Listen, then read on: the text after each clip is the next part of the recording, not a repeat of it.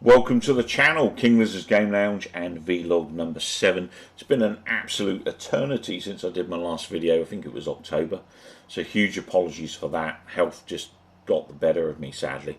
But I'm back today and I'm going to talk gaming roundup. So I'm going to be talking what I've been collecting, what I've been playing, as well as any news that I've heard on the grapevine. So first up, I thought I'd start with what I've been picking up over the last, probably since November to now. And one of the games that I picked up in the Black Friday sales for £20 was Samurai Showdown Neo Geo Collection. Now, I'm a huge fighting game fan. This one actually has everything from Samurai Showdown on the Neo Geo right there way up to Samurai Showdown Perfect. 7 games, pretty good package to be honest. And £20 an absolute bargain. I think originally it was like £35 when it came out. So picking this up brand spanking new for 20 quid, I'm really happy with. I've actually been playing more Sam Show, but my biggest issue with the Sam Show is because it's such an old game, it's very hard to find movesets, and obviously new games don't come with manuals anymore, which absolutely sucks. Because I love to use the original manuals to kind of learn movesets and stuff and play the game. I have been looking at some old MOOCs, fighting game guides online, and I couldn't actually find any that were, kind of showed the button layouts of the moves. There's lots of them that are just Japanese writing.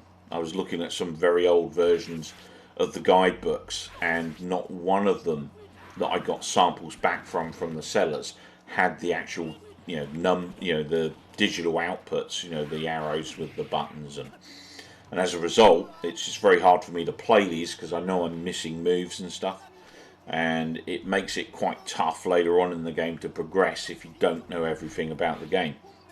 So if any of you know of a great book or books I can get that will help me with movesets of Samurai Showdown, or even some of the older fighters like the Fatal Fury series, I'd really appreciate that if you drop some information in the comments. Maybe I should look for a new book. I haven't actually tried to do that. Maybe that's something I should try to seek out. But old material wise, I'm not finding any UK based stuff on Samurai Showdown for game guides. I'm finding everything from Japan, and it just hasn't got what I need to play the game. But I've completed Samurai Showdown 3 before, quite enjoyed that. That's actually my favourite, but it's probably my favourite because I've spent the most time with it. Samurai Showdown 5 Special I've played a little bit of recently, was really enjoying that. Samurai Showdown 5 was okay. 2 I was actually getting into, I was quite enjoying 2 when I played that. 1 is still a great game, but obviously compared to the others there's just a lot more to them. And 4, didn't mind what I played at 4, but I haven't played enough to have a real judgment. From a fighting game perspective, I do like to learn the movesets. I'm not someone that can combo crazy or anything. I can pull off some nice combos occasionally, but I can't do it consistently because I use a gamepad mostly. I should really dig my joysticks out and use those, because that would obviously help me a lot. I used to be pretty good with a joystick back in the day in the arcade, so I need to kick myself up the arse and get my joystick out and start playing some of these. But yeah, great collection, 20 quid this one. Highly recommend it. It's on Xbox. I don't think on Xbox we got a physical release of this, which is really annoying, which is why I ended up buying digital on Xbox. But for 20 quid on PS4, I know a lot of guys that play fighting games, so I thought I'd pick that up. Another one I picked up, this one was £8. This is Earth Defense Force 4.1. Basically, if you've not played these games, you basically kill big bugs and kind of Godzilla-esque type creatures and giant robots and all space invaders type stuff. You're a third-person shooter. You play part of the Earth Defense Force. There are several different classes. I can't remember how many there are in this one. I think there might be 4. And you basically go around killing lots of aliens and stuff. It's for me, a very wallpaper experience. It is pretty tough as the hardness is increased. It absolutely gets crazy. You can't see the screen for enemies. You know, it's quite impressive the amount of enemies they chuck out. But because of the amount of enemies they're, you know, creating on screen for you to fight, graphically they're never that massively impressive, because obviously it needs the bandwidth to control the number of moving and attacking sprites and stuff. But these are really good fun. I've got 3 already. This is number 4 now. Sadly released only on PlayStation 4 and possibly on Vita, maybe. I'm not sure. Another one I picked up. A lot of people on Instagram are always talking about Mario and Zelda and that kind of stuff, and it's, as a kind of veteran gamer, it's not really something that I can relate to well, because, you know, for me, when I was growing up, and I played games at a very young age, but I was always reliant on friends and family and stuff, because my family just didn't have the money to buy consoles. So, you know, any pennies that I got, I spent in the arcade whenever I was in town at the local cinema.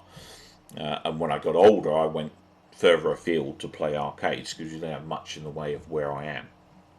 So, you know, for me, it was always about action games. You know, fighting games, beat 'em ups, shoot 'em ups, gun-based, you know, light-based games, if you like. And I never really got into anything that was Zelda or, you know, Mario or whatever. A lot of people on Instagram are sort of encouraging me to play some of this stuff, and after, you know, 3 years of wearing me down, I think, well, actually, I do like the look of them. So, but my biggest issue will be staying awake playing these because of my sleep disorder. So it'll be interesting to see how I get on. So I picked up Skyward Sword for the Wii, which was £10. Now, a while back, this was selling for like 20-30 quid. So I didn't mind paying out £10 for it with some Christmas money I got. Another one I picked up, which I had originally, I never played it. I think I lent it out and never got it back. Was Twilight Princess, Legend of Zelda. That was just £6. Again, that was a game that was selling for like £20 not so long ago. So again, £6. I'm quite happy to pay that. Another one I was really chuffed with picking up, because it's actually nigh on perfect condition, is Mad World on the Wii. This one is basically a TV show where you kill each other. You know, your objective is to get through the TV show alive. I've not actually played this one, I've only read about it, and it's one that I've actually been really interested in for a long time. And picking it up for £1.50 was pretty cool, because a while back this was like £10-15. So picking one up in this condition for £1.50, I'm pretty chuffed. And I'm looking forward to setting up my Wii and playing these at some point. Another game I got, this one was actually a Christmas present from someone I met last year on Instagram, a guy called Video Games Are Awesome. He is, you know, a really nice guy, really good fighter. He's been kicking my ass a treat on Street Fighter 5 and Street Fighter 4. I'm out of practice, I need to beef it up a bit. But he kindly bought me King of Fighters 13, which is a game that was given away, I think it was given away on Xbox Game Pass last year, and you were mad if you didn't download this, because this is a fantastic fighter. I played quite a lot of this since it was digitally given to me on Xbox, and I absolutely love it. It's a beautiful game, there's a huge roster, there's a lot of the old KOF favourites in this game. Absolutely stunning fighter, and it's actually my current favourite of the King of Fighters series, King of Fighter 13, so I was really chuffed to get that as a gift. I wanted physical for a long time and just haven't got round to it. Obviously, not too distant future, later in February, we get King of Fighters 15, which I played the beta of, and it actually looks fantastic. Obviously there wasn't a lot of choice in terms of characters, but I really like the look of what they've done. I really did not get on with KOF 14 at all. I didn't like what they did with the configuration on the buttons and stuff, and I just couldn't adapt to it. It just annoyed me more than it was enjoyable. I can't fully put my finger on it. I just didn't like it. But worse so than when Street Fighter 5 first released, and it was just like a fuckfest for, you know, DLC. It really, you know, put a damper on Street Fighter 5 for me. You know, getting those 16 characters and having practically no single player content. And when you went online, it was just laggy as hell. And I was like, yeah, why did I buy this? You know, I mean, now Street Fighter 5 is a fantastic game. You know, they've got it to where it needs to be. There's a lot of content there. There's a lot of different ways to play. I really don't understand why they release these games in the state they do these days with limited content. You know, I mean, if it's a fighter, I expect to have a survival mode, maybe even a team battle. Love a team battle. Arcade, always essential. Story mode, definitely want a story mode in there. And then fair enough, play online multiplayer with other people versus local. You know, I'm cool with that. But I want player matches. I want custom matches. I want, you know, ranked matches. But for me these days, I don't practice these things enough or get enough time for them to be able to be really good online anymore, because, you know, I struggle to stay awake a lot of the time. And, you know, to just get a fighting game that is just online, you know, that's the kind of thing I expect to receive for free, like the recently, you know, Virtual Fighter 5 that they released on PlayStation exclusively. You know, they gave that away. That's fine. You know, you want people to play online and sell them stuff, then great. Give it away, but don't charge me 40 quid for it. Anyway, off my soapbox. Another game I picked up, this is thanks to a good friend of mine at Wallow Collect on Instagram. He also sent me some goodies, which I'll share with you another time over the course of Christmas. But this is one that he brought to my attention. I love my shmups. And I basically missed a lot of the Darius games when they first came out, Genesis and stuff, and obviously on PC Engine. So I picked this one up. It's actually a modern version of Darius. It's Darius Extra version. I also picked up the digital version really cheap in the sale. I think it was £17 on PlayStation Network. And I've been enjoying the various different versions. I've gone through the new version, the extra version, which gives you a lot more lives, thankfully, because I suck at the old version. So I really need to practice the old version or the original version of this. There's like, I think 7 versions on the digital version. But I got this more from a collector's value. It was only just released. They've still had some in stock when I ordered this. But for me, it's more a collector's piece than anything else. I'm not going to open it. It's still sealed. I don't need to. I've got it digitally. But absolutely love these games. You know, not sure why I never got into them originally. They are tough as nails, though, as shooters go. But I managed to complete, as I said, this new version on the PlayStation 4. And it was really good fun. Gaming-wise, what I've been playing and what I thought I'd focus on today was more sort of, you know, some obscure games, but also AAA stuff. So most recently, Rainbow Six Extraction released from Ubisoft, and I've been a huge tactical shooter fan all of my gaming life. You know, I got into the original Rainbows back in the days of PC, as well as Counter-Strike and, you know, lots of other game types of that nature. You know, Splinter Cells, Graw. And I don't know, I was on the fence with Extraction because, you know, I love Rainbow Six, Las Vegas 2, and Siege came out, and it was actually an okay game to start with. I enjoyed the situations. There's quite a lot of it up on my channel, actually. I also initially enjoyed the PvP when it was tactical, and I liked the terrorist hunt. And then about, 3 years into its life, they stripped Terrorist Hunt out and made it this absolutely crap practice mode for, you know, multiplayer people, which really left a bad taste in my mouth, you know. And at that point, I just stopped playing the game, because they really did piss me off with what they've done with that franchise. You know, there isn't any semblance of Rainbow Six left in that franchise for me that I can associate with the Rainbow Six that I love. And as a result, I now boycott Siege. I mean, as it happens, I only got like one 10-point achievement to get on Xbox anyway. But, I don't know. It was like, it developed from a tactical shooter online, at least at the lower ranks, into COD Part 20 or whatever. You know, everyone would just instantly try and kill everyone at the beginning of the level before they even got into the map area, and it just wasn't fun anymore. And you know, Ubisoft didn't really care. It was a bit of a mess. I think when you get into like the gold rank and the platinum rank, then you get more, you know, more enjoyable matches that are using the tactics of the players or the characters. But at the lower ranks, it's just painful. People deliberately killing you and shit, and you know, it really didn't sit well with me what happened to Rainbow Six Siege. And as a result, I was kind of very reserved about Extraction. Now, I did play the Outbreak game. I think I've even got a video or two on my channel, which was the in-between game where they were kind of working out what they wanted to do with the next game for this franchise. So what they've actually done is release, obviously, Extraction. It is a free-man game, so a free-player game.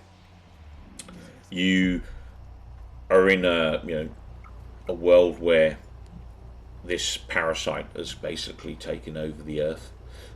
You know, mankind is struggling to survive, and you know, this React team, which you're part of in the Rainbow Six Extraction game, are trying to find out more about the threat to try and counteract it, and defend themselves, and obviously ultimately, you know, eliminate it.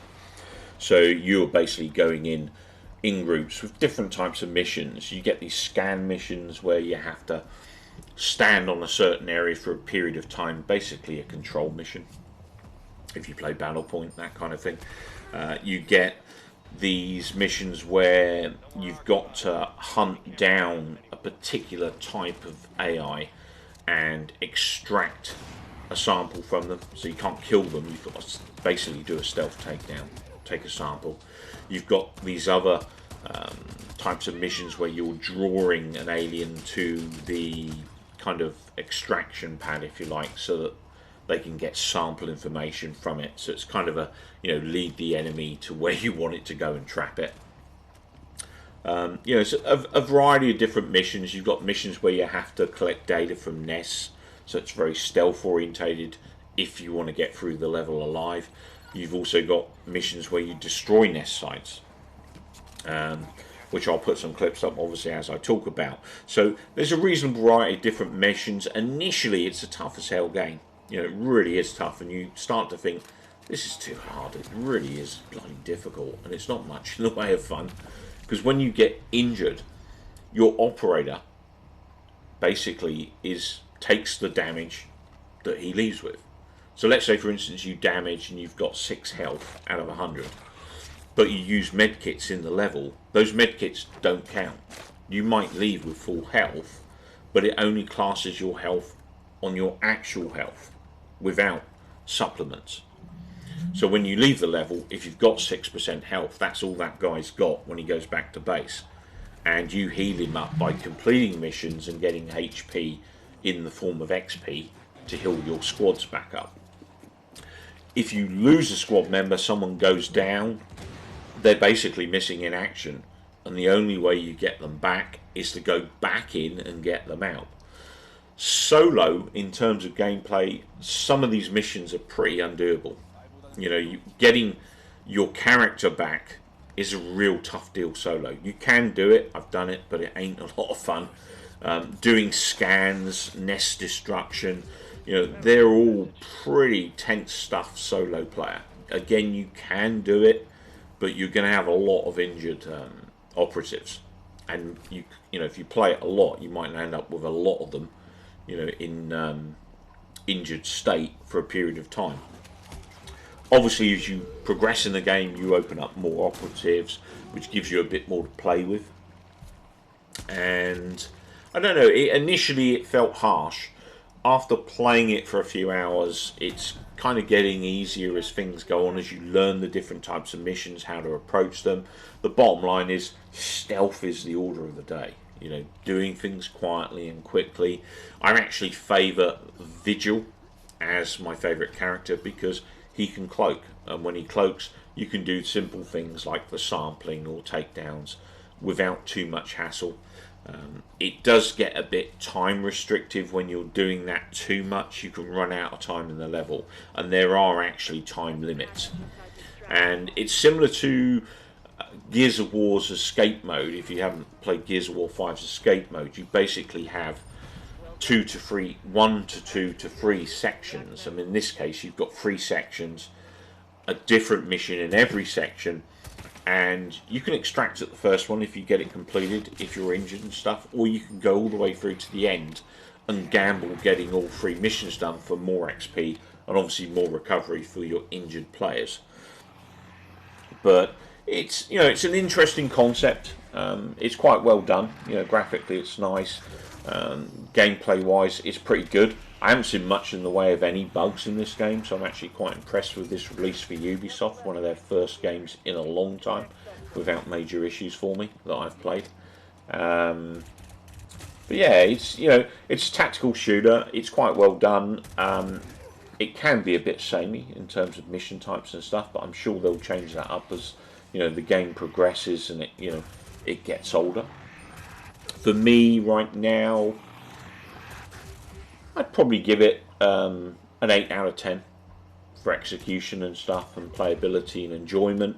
In terms of storyline, there's not a massive amount of storyline to be had from the game. You know, there is some stuff, but it's not it's no epic storyline. But in terms of, you know, action, there's plenty of tactical shooting action.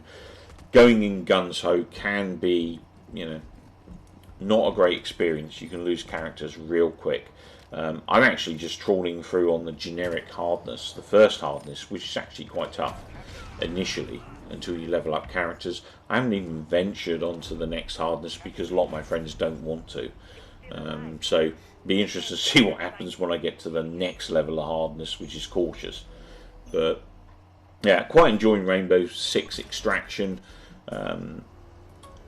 Probably not one I'd want to pay full price for, to be honest. Probably one I'd be more happy to sort of pay the £20 mark for, £25-ish, thereabouts. I don't think it's a full price game anyway. And obviously if you're a Game Pass player on Xbox, it's part of the service, which is great, because that's how I'm playing it. I haven't bought it, I'm just playing it on Game Pass. So another game, AAA, obviously between the course of November and now, is Call of Duty Vanguard. Now, a lot of people kind of get upset with the Call of Duty series every now and then. The last big upset was Infinity War, I think it was, wasn't it? And, you know, that did pretty bad as far as CODs go. Vanguard was getting a lot of bad press, and to be honest, I was actually really excited for Vanguard's campaign when I saw the trailer. I do enjoy a bit of PvP as well. I don't play as often as I used to, but, you know, I do like to dabble in it every now and then. But Call of Duty Black Ops Cold War was actually a pretty good game, but it was unreliable as hell. It was the worst game for reliability that I can think of in recent years. I had like a whole month where I just stopped playing it because it pissed me off so much. You know, I actually honestly still feel that out of all the zombie missions I did in Cold War, over 50% of them I failed because the game crashed and I lost all of my progress. You know, that is pretty inexcusable, especially through the whole year of the release of the game. They, you know, didn't fix it. You know, it still had that problem. It wasn't as bad later on in life, but it was still there. And again, I got pretty, you know, peed off with it around about October time, stopped playing entirely. And also the other issue with, you know, Cold War, if you're an X series user like me, it's a I think it was 220 gig game, 230 gig game. If you've only got 1 terabyte of storage internally on an SSD, it's the only place you can play the game, which means that it's, you know, it's taking up over a quarter of your storage. So I just had no choice but to uninstall it. But because of my experiences with Cold War, I was adamant I wasn't buying Vanguard. And I didn't. I actually entered a competition on Instagram and won a copy of Vanguard with a memory chip for PlayStation 5. And I don't have a PlayStation 5, so that was pretty useless to me. I sold it in the local rag. But from Vanguard point of view, I actually got to play the game on Xbox because I won a copy. And I actually love the campaign on Vanguard. I think they've done a fantastic job. PvP is really good too. Reliability has been a hell of a lot better than Cold War. There are still the occasional issues, but they're a lot more bearable than Cold War was, to a point. So I'm kind of happy I won a copy, because I've actually really enjoyed the campaign for Vanguard. I'd highly recommend the campaign. I think it's an excellent campaign, and graphically it looks really nice. I actually feel, for me, I mean, some people disagree, but for me, quiet. I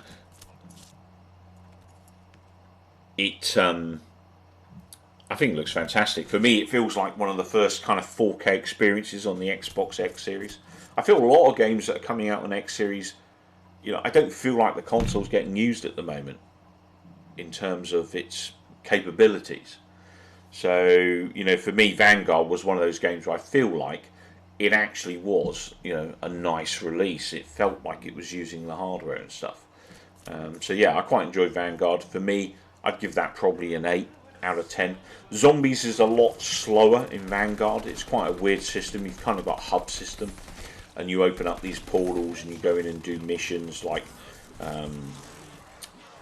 you stand on these pads and clear these pads, and you have so many of them to do with zombies attacking you. You have escort missions similar to those Mass Effect 3 missions where you take a drone, through the level. You take a zombie head through the level. You've got blitzes, which kill everything. Variety-wise, I don't think there's enough there for zombies at the moment. It's kind of like Zombies Light. There's no ray gun either, and stuff like that. So it's quite limited in terms of the zombie mode, but I quite enjoy it in short bursts. But I do definitely prefer Cold War zombie mode to Vanguard zombie mode.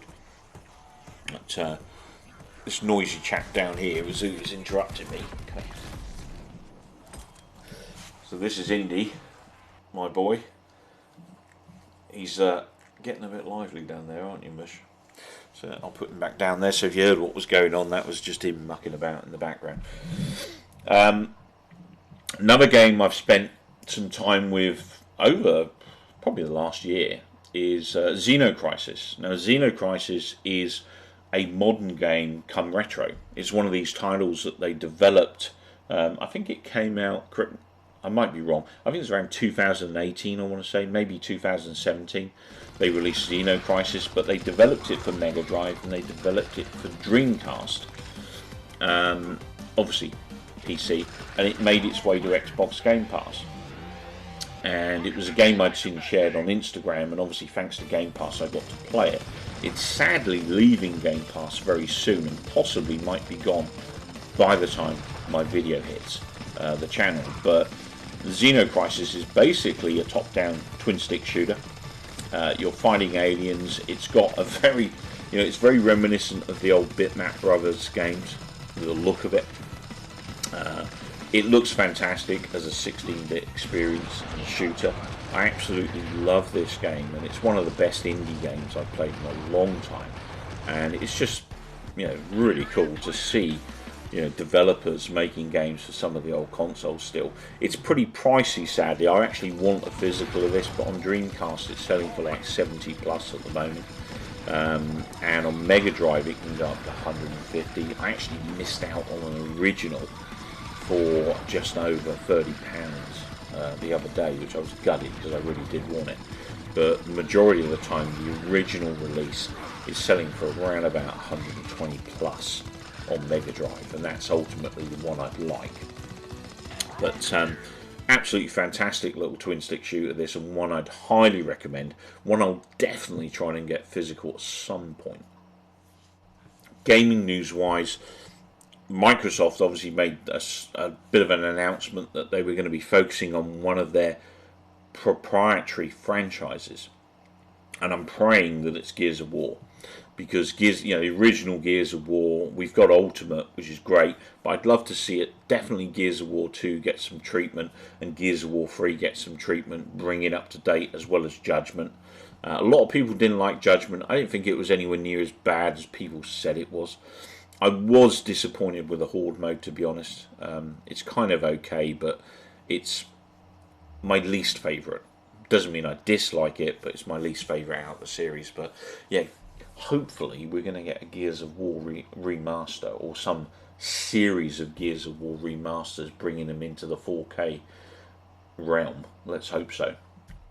So another game I'm really excited for is King of Fighters 15, which I touched on briefly earlier. It releases on February 17th, 2022. So it's actually got quite a respectable roster of fighters at the beginning of release, which is nice to see, because some games recently have come out very lackluster in terms of the number of characters you can play. Seems to have a lot of customization options as well, and it's a game that I'm really excited for. I love my fighting games, and King of Fighters 15 looks like it will fill in a lot of the spaces left in King of Fighters 14, which was a bit of a flop and a bit of a disappointment. So fingers crossed it's going to be good. Definitely one I'll be picking up. And finally, another AAA title that released on December 8th, I think it was, Halo Infinite. Now, I haven't actually played the campaign for Halo Infinite, purely because I haven't finished all of the original Halo games. I recently, as in very recently, in I think it was May we started, I played Halo Combat Evolved, which I've played a number of times but never finished it. This year, or last year, I finally finished it. Actually quite enjoyed it. I'd probably give that like a 7-8 out of 10. I played Halo 2, which again I played before but never properly completed. I actually completed that on the Master Chief Collection and really love that game. It's actually my new Halo favourite, and I'm starting to see a bit more why there are huge fans of this franchise. I actually really enjoyed what Microsoft did with the kind of refresh for Halo 2. Being it's a fan favourite, it got the best treatment out of the original trilogy, along with Reach, which I actually played first in the series of games because obviously it's a prequel, and it was actually my favourite game in the Halo universe. And I still love it dearly. It looks fantastic on the Master Chief Collection. They've done an amazing job on Reach as well. So I thoroughly enjoyed playing that again. I just finished Halo 3 about 2 weeks ago, which I've actually played about 6 times now. Still a great campaign, still worth a look if you haven't played it. It's pretty epic as campaigns go as well. It's quite a large campaign, quite enjoyable. I was a little bit disappointed they didn't do more with that particular game in the remaster perspective, in terms of bringing it up to the quality level of the Halo 2 FMV sequences or full motion video sequences, but still a great game. I'm currently working my way through Halo 3 ODST, which I did complete back in the day as well. But it's pretty, I've done it twice at least, and it's pretty faint in my memory. There's certain bits I remember, but I'm kind of going through that at the moment, kind of enjoying that, although I think personally that was my least favourite Halo. But we'll see once I'm finished. And then obviously my plan is to go on to Halo 4, which I've only ever completed 50% of before, and then Halo 5, which I also only got about 5 levels in. But kind of enjoyed what I saw. Again, it's a Halo that gets a lot of flack, so it'd be interesting to see how I feel once I get through it. Obviously, once I get 5 out of the way, I'll play Infinite's campaign. But in the meantime, I'm absolutely addicted to Halo Infinite multiplayer. I loved Halo 3, and I actually did pretty well at Halo 3 multiplayer. I used to do pretty good on the leaderboards. At a time when I was probably at my best in PvP, at the time Modern Warfare 2 was out and Halo 3 was around. That was when I was probably at my best. But I thoroughly enjoyed Infinite, and I'm actually having a blast of it. I'm actually doing a hell of a lot better than I thought I would at my age. But yeah, really great multiplayer, Halo Infinite multiplayer, and it's free on Xbox. So if you've got an Xbox and you like a bit of multiplayer, download it. That is an absolute blast. I'm going to put together a bit of a compilation video for the channel, just so I've got some of my most enjoyable moments from the game. So you'll see that appear soon on the channel soon, as I'm having really good time with that game, and crazily it's free. So that's pretty much me for my vlog. I've been rambling on here quite a while now, so I'm going to stop. As much as I love to talk about video games, and I will definitely be back more regularly this year, as well as do some other types of videos, some more product reviews, and also I'll probably try to focus on certain series. Once I've refreshed myself on certain game series, I'm going to do my own, take on some of the series that I've played over the years as well. But those kinds of videos take a horrendous amount of time to put together. This video alone will probably take me 8 hours to complete once I've added all the cutscenes and various other things to it. So, it's a lot of work to do videos for the channel. Big apologies for taking so long to get another one up. I suffer from a lot of health issues, and sadly that really got in the way last year of me doing regular content. I will aim to get back to putting content on initially at least bi-weekly, and then maybe even back down to my original schedule of once a week or more. So big thanks for watching the channel. If you support me on Instagram, thank you very much. I appreciate all the support I get on Instagram. I love being on Instagram. It's a great community, lots of great people, and in the not too distant future I'll be live with @CheapRetroKorean on Instagram, talking about games with I believe I might be on there in a co-host with @ServiceGamer as well. So you'll get to see me live talking about games and whatever questions CheapRetroKorean throws at me. So keep an eye out for that sometime mid to late February on Instagram. Thanks again for watching. Take care, keep well, most importantly come back soon.